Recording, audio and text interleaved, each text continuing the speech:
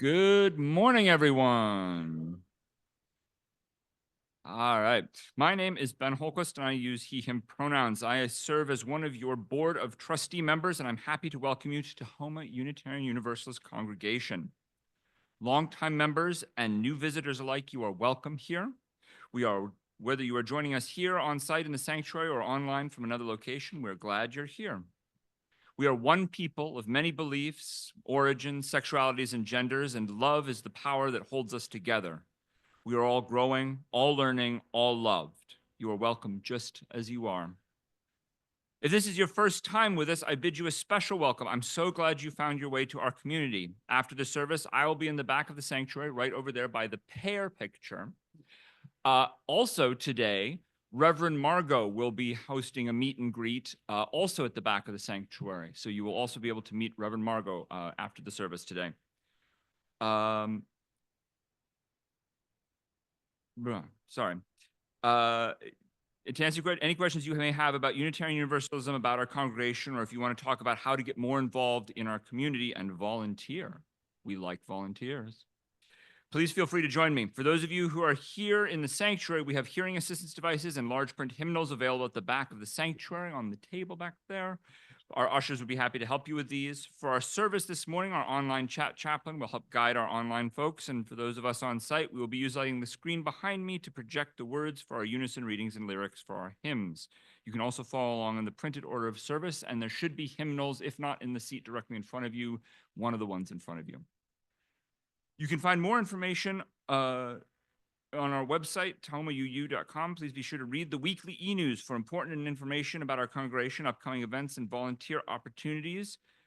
If you aren't yet signed up for the e-news, you can do that on our website so you don't miss a thing. There's so much happening at Tahoma UU. I want to highlight a few exciting announcements for this week. The first thing I want to highlight are the 3 boxes right there, and right there, which are our new HVAC system that will provide heat and air conditioning in this room year-round and will not be 30 years old. For 30 years? Well, for 30 years, yes. When we next replace it 35 years from now, then we'll be worrying about it then. But we have the HVAC thing. It has taken a village, but we have that done. We have window replacement coming. And that will help us maintain the wonderful heat and air conditioning in this space. So by next summer, I have great hopes for a climate-controlled church. So that's going to be very exciting. Today, we have a special event for our children's activity downstairs. Reverend Margot will be downstairs. And she and Andrea will be making I voted stickers to give to you after the service. So keep an eye out and wear your sticker proudly after you voted. Your sticker, the kids are also learning about voting and democracy downstairs in the basement. So please, if there's a kid here who would like to join, please do go down today. One moment. As I mentioned, after the service today, Reverend Margot will be hosting a meet and greet here in the back of the sanctuary. We have I don't know if it's been announced from up here, I might have missed it, but we have a new admin, Sean Chitty, who has been here for about 2 weeks now. And we are very pleased that he is here and helping us sort everything out. He keeps messaging me like, did you know you have files from 1951? And I say, that doesn't surprise me very much, but I'm curious, what did we keep from 1951? He says, never anything interesting. All right, so there is a variety of potlucks and events. Looks like Nancy Slocum has a post-election potluck on Wednesday, November 6th at 6:30 p.m. There is a Games and Grub beginning Saturday, November 9th. That's David Pettit. Karna Holquist, my wife, is looking for more people to join the Trans Relocation Committee. We're trying to make that an active committee again. It's been in abeyance for a little bit. There is a choir and a parents group, which is Lauren, who is not here today, but Lauren Bislinghoff is the person to contact for that. And I think that's about it, other than we always need more volunteers. There is a sign-up sheet out in the front for the parenting, for the children's activities downstairs. If you would like to sign up for that, we always need more volunteers there. And we would always love to have more people who want to be celebrants or worship associates or help out with the service in general or help out with the food. There's lots of things to do. There's also stuff to do with safe parking that they need help with. So anything you want to volunteer for, we'll find you a way to use you, I promise. All right. And again, you can check out the e-news for that and more. You're also invited to join us for social hour immediately following the service right here in the sanctuary. There will be coffee and refreshments, and it's a great time to catch up and get to know someone new. If you are visiting or you just want to talk, we have red mugs, and red mugs say that other people should come up and talk to you so that you don't have to go introduce yourself over and over again. As we begin our service, I respectfully acknowledge that I speak to you today from the land of the Coast Salish people, including the Puyallup and Tribal Nation, land from which they were forcibly displaced. I affirm the continued sovereignty of the 574 federally recognized tribes, including the 29 here in Washington, and support those still fighting for federal recognition. I acknowledge the theft, violence, trauma, and racism that Indigenous people have experienced at the hands of colonizers from 1492 through the present day. I honor the resiliency of the Indigenous people and stand with them as they continue to fight for land, water, visibility, sovereignty, and their very existence. Lastly, friends, I invite you to set your electronic devices to worship mode. We gathered here, one community together. Let us settle ourselves into this holy moment and open our hearts to learn and unlearn, to share and to receive. Now let us join together in worship.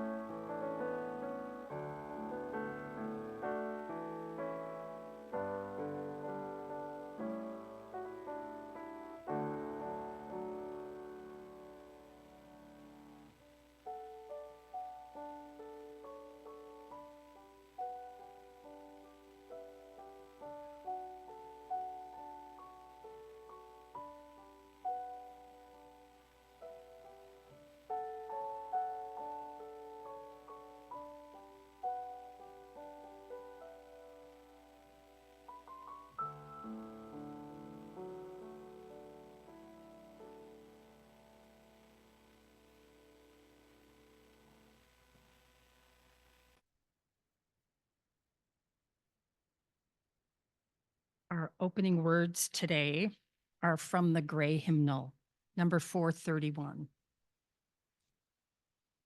O spinner, weaver of our lives, your loom is here.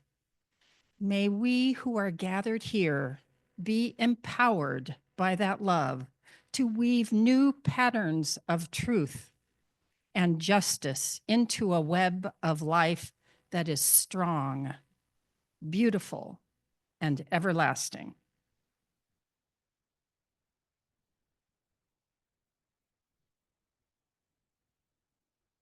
Well, good morning.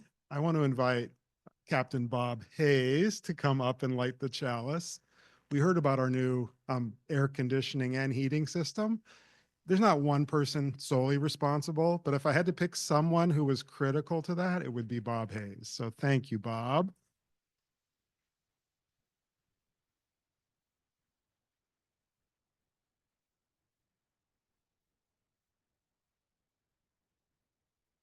And as the words come up, we'll recite the unison reading.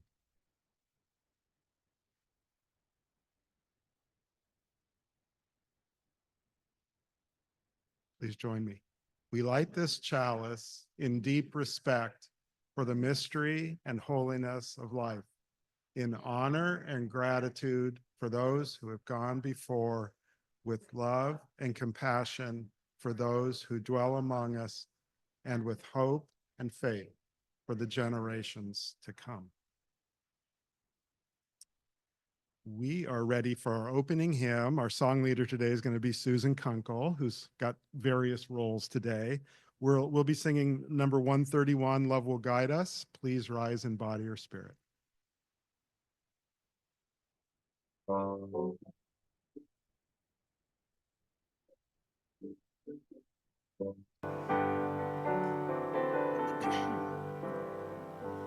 Love will guide us, peace has trod us, hope inside us will lead the way. On the road from greed to giving, love will guide us through the hard night. If you cannot sing like angels, if you cannot speak before thousands, you can give from deep within you. You can change the world with your love. Love will guide us, peace has trod us, hope inside us will lead the way. On the road from greed to giving, love will guide us through the hard night.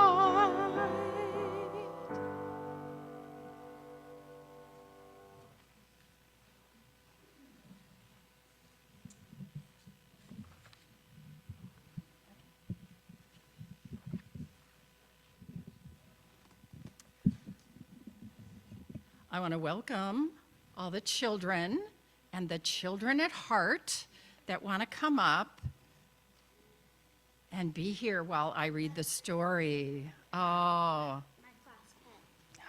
wonderful. This book is called Last Stop on Market Street. It was written by Matt de la Peña and illustrated by Christian Robinson. Ooh.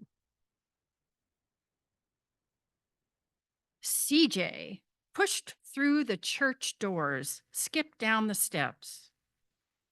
The outside air smelled like freedom, but it also smelled like rain, which freckled CJ's shirt and dripped down his nose.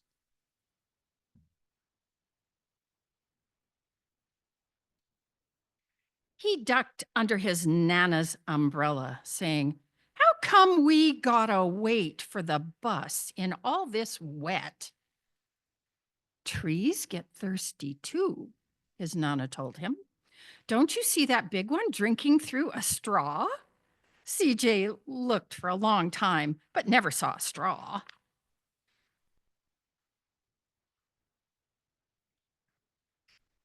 You got it.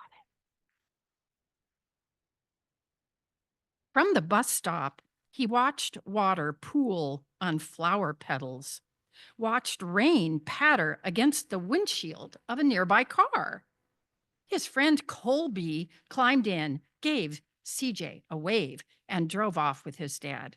"Nana, how come we don't got a car?"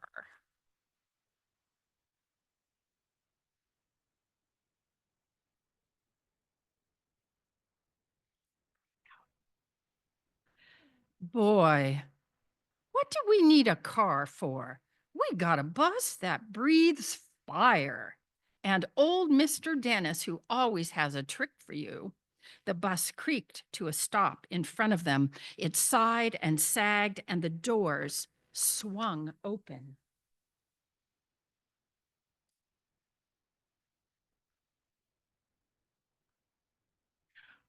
"What's that I see?" Mr. Dennis asked. He pulled a coin from behind CJ's ear, placed it in his own palm. Nana laughed her deep laugh and pushed CJ along. They sat right up front in the bus. The man across the way was tuning a guitar. An old woman with curlers had butterflies in a jar. Nana gave everyone a great big smile and a good afternoon. She made sure CJ did the same.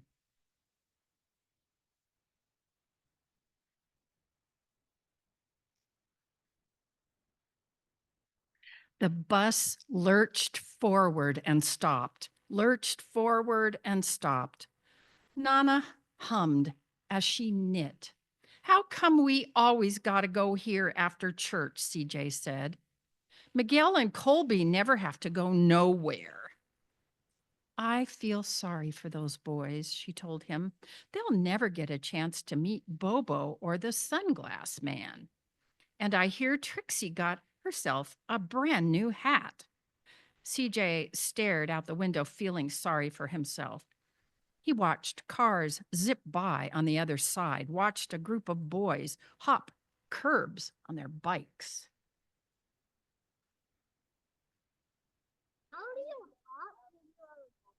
Ah, it can be done. It can be done. A man climbed aboard with a spotted dog. CJ gave up his seat. How come that man can't see?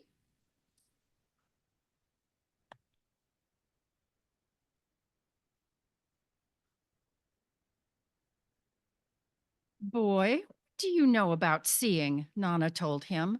Some people watch the world with their ears. That's a fact. Their noses, too, said the man, sniffing at the air. That's a mighty fine perfume you're wearing today, ma'am.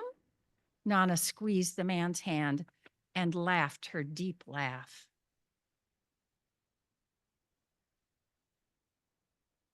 He's got a cane. Two older boys got on next. CJ watched as they moved on by and stood in back. Sure wish I had one of those, he said. Nana set down her knitting. What for? You got the real live thing sitting right across from you. Why don't you ask the man if he'll play us a song? CJ didn't have to. The guitar player was already plucking strings and beginning to sing. To feel the magic of music, the blind man whispered, I like to close my eyes. Nana closed hers too. So did CJ and the spotted dog.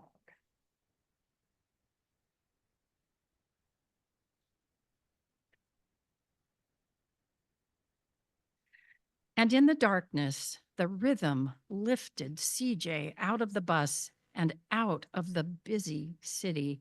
He saw sunset colors swirling over crashing waves, saw a family of hawks slicing through the sky, saw the old woman's butterflies dancing free in the light of the moon.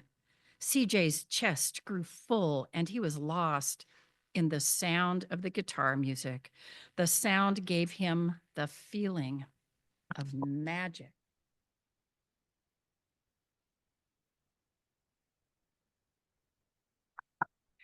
The song ended and CJ opened his eyes. Everyone on the bus clapped, even the boys in back. Nana glanced at the coin in CJ's palm. CJ dropped it in the man's hat. Last stop on Market Street, Mr. Dennis called.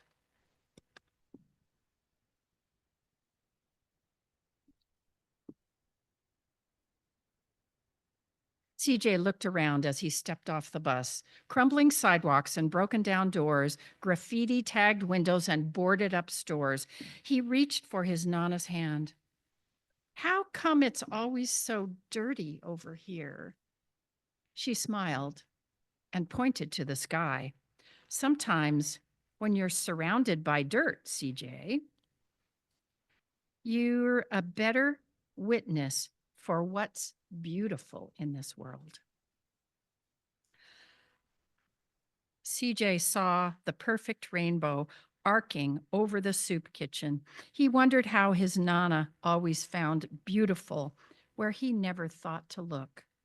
He looked all around them again, at the bus rounding the corner out of sight, and the broken street lamps still lit up bright, and the stray cat shadows moving across the wall.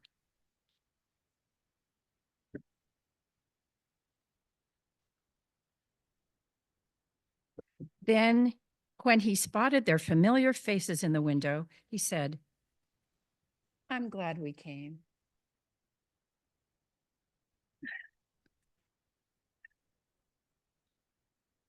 He thought his Nana might laugh, her deep laugh, but she didn't. She patted him on the head and told him, "Me too, CJ. Now come on." And that's the end of our story.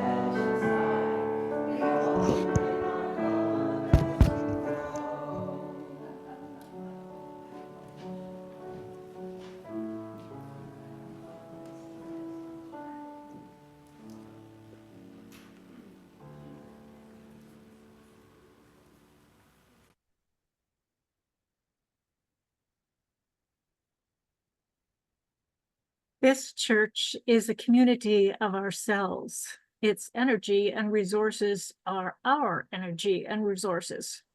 Its wealth is what we share. As we contribute to the life of this community, we affirm our lives within it. We are grateful for your financial contributions. Thank you so much.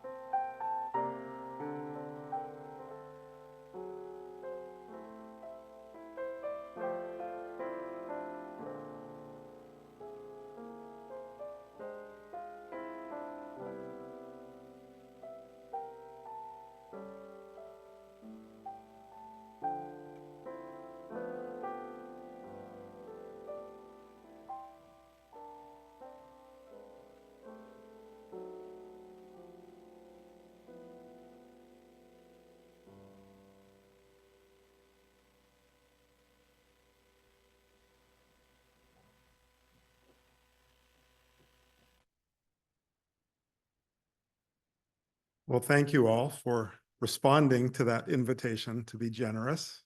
Very much appreciated. And thank you, Mary Ann, for the wonderful music this morning. I now get to lead us in this dedication. So join me. We dedicate ourselves and our offerings to the work of this congregation, weaving a tapestry of love we call community, both within and beyond these walls. For our meditation hymn, we'll be singing number 318 in the gray hymnal, We Would Be One, and Susan Kunkel's our song leader.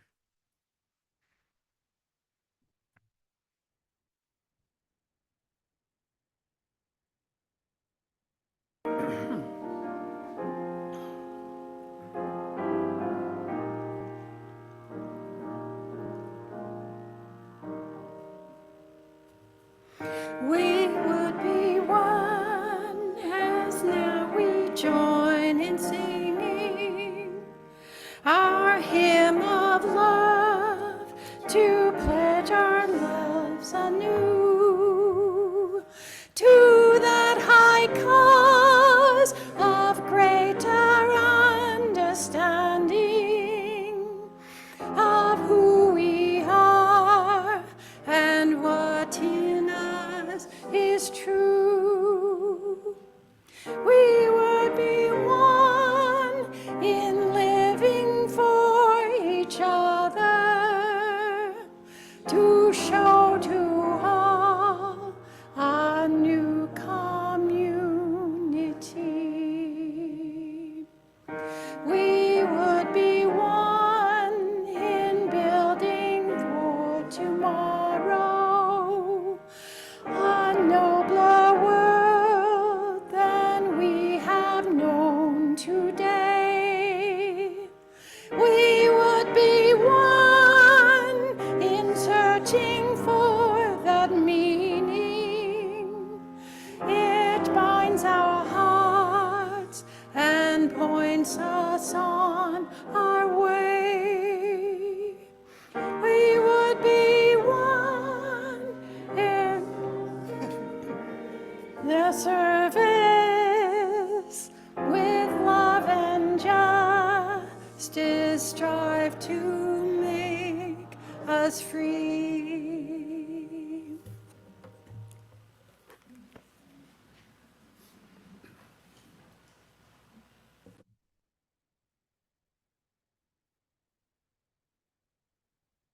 The first reading that Susan has picked out for us today, this is by Paige Dearth. The worst poverty isn't about not having enough money to survive. Real poverty is when there is no one in the world who loves you, when there is no other human to make you feel like you matter, as if you aren't worth the air you breathe. Poverty of love is the worst thing you can be deprived of.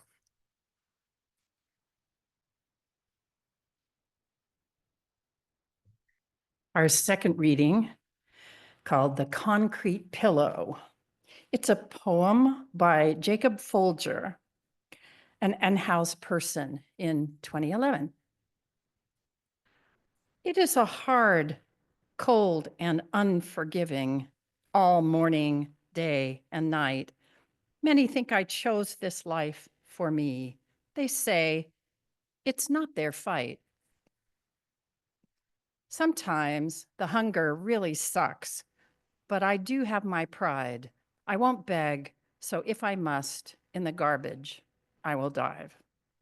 My one pair of stockings are so filthy and so stiff, I try to wash them in the public fountain since I won't likely get new ones as a gift. I while away the hours. I just try to get through each day.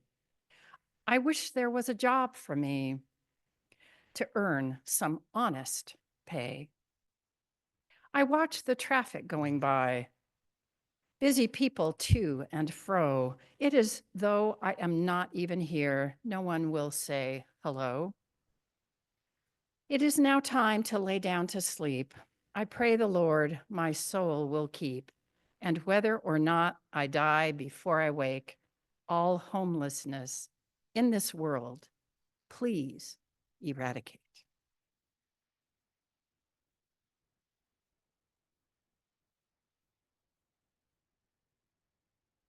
And I'd like to introduce Dr. Alfonso Brown to our pulpit today. He's a researcher and a writer, a man with steadfast determination. He earned his doctorate despite being homeless for almost a decade.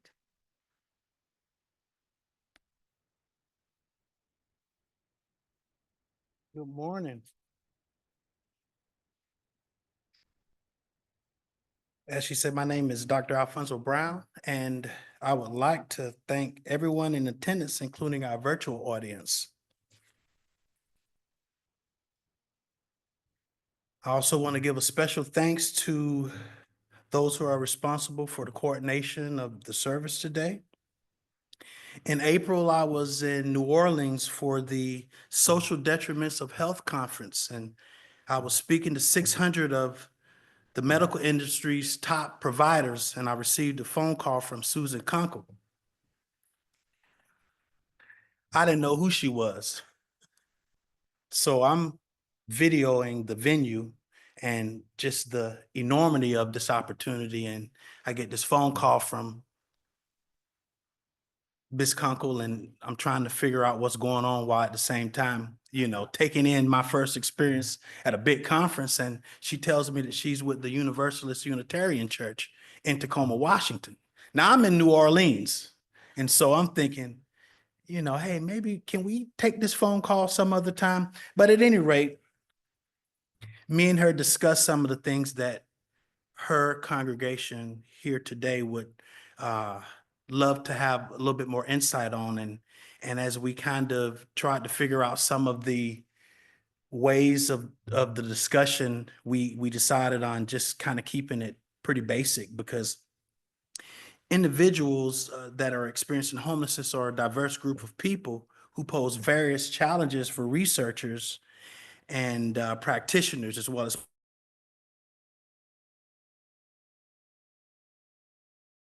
died in 1987. His brother passed away from drunk driving, and that his brother was 27, and this was in 91. I quote, "So most of my family is no longer around, and I never got married. I had to move around a lot after I left Tennessee. I left Tennessee because I was being mistreated, and I just couldn't deal with politics anymore. I couldn't deal with the cruelty. I mean, this was the Baptist Belt, a lot of judgment. I couldn't do that anymore. I just got in my car and I literally drove until I could not drive anymore. And I ended up here on this side of the coast." Next, there was Rexy.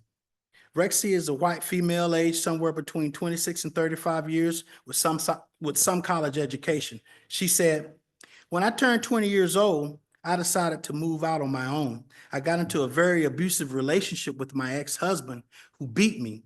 It made me miscarry for our child, which led me to 7 suicide attempts and being institutionalized for almost 2 years. And after that, coming to Seattle, I had to live on the streets." Rexy reported that her past trauma in her personal life influenced her perceptions of the environment. She said she felt hopeless in her situation and admits that she didn't see a change coming. She says, "I left a very abusive relationship and did not have the help and support of the people that I needed it from the most, which was my family. My parents did not want to help me in any way at that age that I was, which was 21, 22. What I found out in the doctorate program is that current studies on trauma and coping investigate how individuals make sense of adverse experiences and how these circumstances become a source of meaning, as well as how a person sustains a sense of value in the face of these adverse events." She added, "I was basically out on the streets and not around the best people." And we all know that a lot of times, much of our problems come from our association. So next there is Jay. Jay is a Black male aged 26 to 35 with some high school education. He stated, "I was living with my family and life was normal. My parents were not supportive a lot of the time and just weren't there. They were sometimes absent and I needed more support. I guess they had their own issues and never considered what was happening to me. They did not have time for that. For him, choice is important because some of the decisions that he made in the past, he now feels like he has lost control over his life. He said, I discovered a record that prevented me from getting certain jobs. So I've learned now that I must follow the court system and other related programs to achieve my goals in life. This has taken away most of my control. Lastly, there is Case.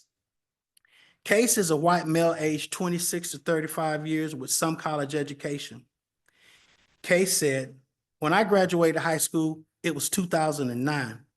The economic recession was absolutely at its worst, and the only employer we had in town went out of business.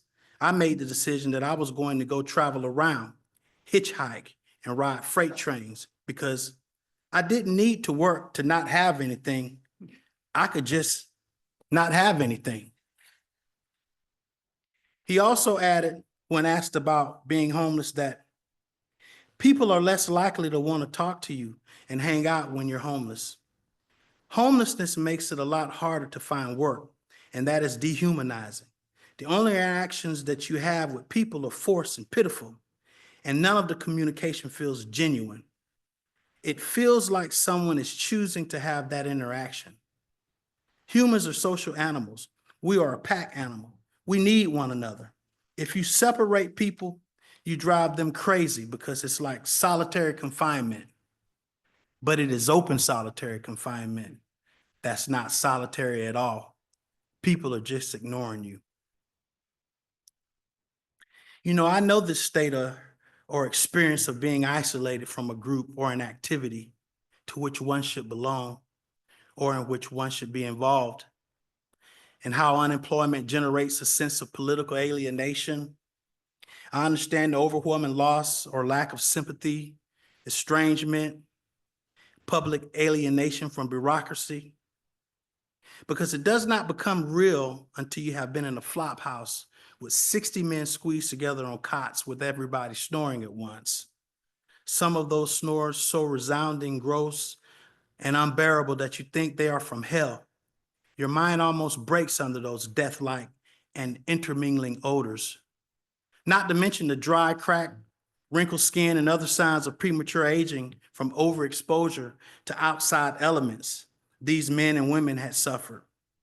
The years and sometimes decades of lying in the sun, standing in the cold wind and wet temperatures for prolonged periods had damaged and weathered their bodies. Thick, unwashed socks saturated with urine and defecated underwear, and above all, slowly circulating air, much like that emanating from uncovered garbage cans, and those bodies in the dark, fat and thin and bent. Some are legless, some are armless, some are mindless, and worst of all, there's a total absence of hope. Survivor of child abuse and one of Amazon's best-selling authors, Paige Dirch, believes that the worst poverty isn't about not having money to survive. Real poverty is when there is no one in the world who loves you, when there is no other human to make you feel like you matter, as if you aren't worth the air you breathe. Poverty of love is the worst thing, she claims, and I would have to definitely agree with her. In his vision, Ezekiel, the prophet priest of ancient Israel, saw himself standing in a valley full of dry human bones. And the hand of the Lord was upon Ezekiel and carried him out in the spirit of the Lord and set him down in the midst of the valley, which was full of bones. And Ezekiel said, God asked him, Son of man, can these bones live? And Ezekiel answered, O Lord God, thou knowest. Again, God told Ezekiel, prophesy unto these bones and say unto them, O ye dry bones, hear the word of the Lord.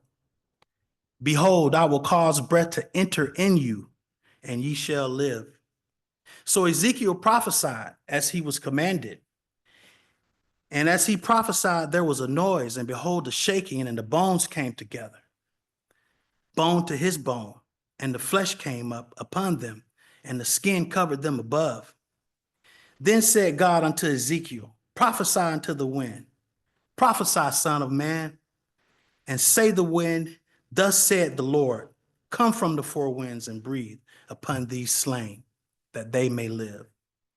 And the breath came into them, and they lived and stood up upon their feet, an exceeding great army. I was told that I stand amongst a self-reported, self-motivated, and spiritually brave people who have the desire to make a difference for the good, who recognize that life experience influences beliefs more than anything. I was also told that I am in flank with those that believe in the inherent worth and dignity of every person, who will fight for justice, equity, and compassion in human relations, who are willing to accept one another and encourage spiritual growth. I was also told that I'm in union with those that are committed to freely searching for truth and meaning, using their right of conscience and democratic process, with the goal of community and world peace that includes liberty and justice for all. King David's dance before the Lord teaches us the spirit of celebration that is personal and sometimes public.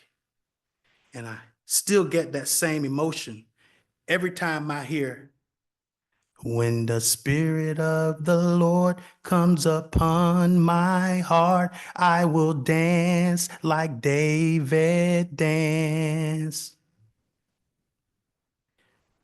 When the Spirit of the Lord comes upon my heart, I will dance like David danced. I will dance, dance, dance like David danced. I'll dance, dance, dance like David danced. University, Universalist, Unitarian, committed. We are standing in the valley full of dry bones. And so I want to leave asking this question today. Can these dry bones live? Thank you.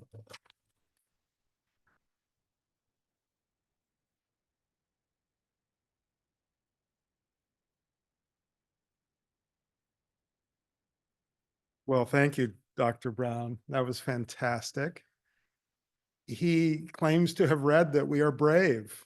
Let's think about what that might mean for us. What's in your hearts that you want to take in the world because of what was shared today, the music, the words, the stories. This has all been very rich. Let's decide what to take into our lives.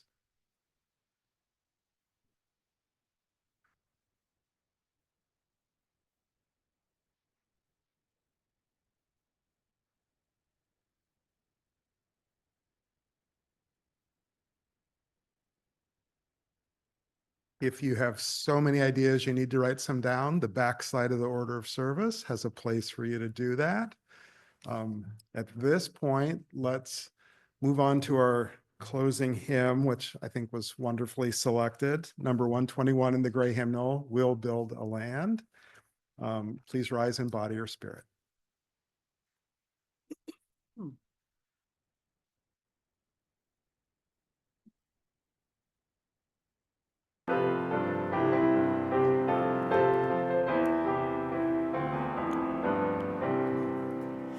We'll build a land where we bind up the broken. We'll build a land where the captives go free, where the oil of gladness falls on morning. Oh, we'll build a promised land that can be. We'll build a land where siblings and thy God may then be a peace, where justice shall roll down like water, and peace like an ever-flowing stream. We'll build a land where we bring the good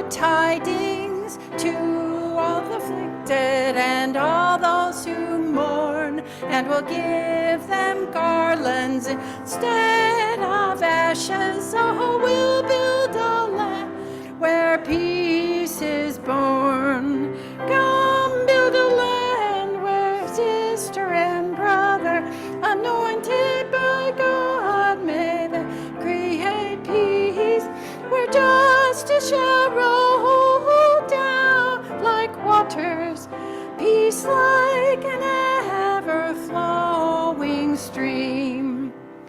We'll build a land and up ancient cities, raising up devastations from mold, restoring ruins of generations. Oh, we'll build a land of people so bold. We'll build a land of sisters and brothers, anointed by God, then be a peace where justice arose.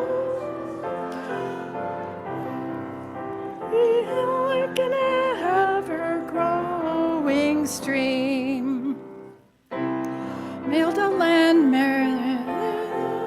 praises, freedom from spirit, once face and once weak, where like oaks of righteousness stand her people. Oh, come build the land, my people we seek. Come build a land where sisters and brothers, anointed by God, may then be a peace, where justice shall roll down like waters, when peace like an ever-growing stream.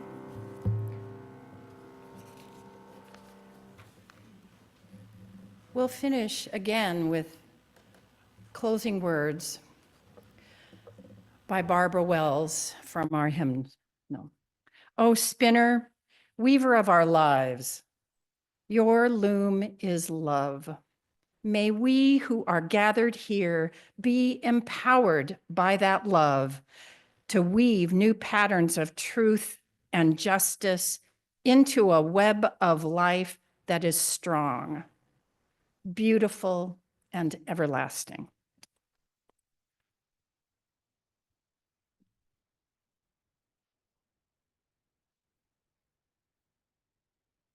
The extinguishing the chalice words will come up on screen and we'll recite them. And then when the chalice shows, if Susan, if you would extinguish the chalice after you're back on screen over there. All right, in unison, we extinguish this flame, but not the light of truth, the warmth of community, or the fire of commitment. These we carry in our hearts until we are together again.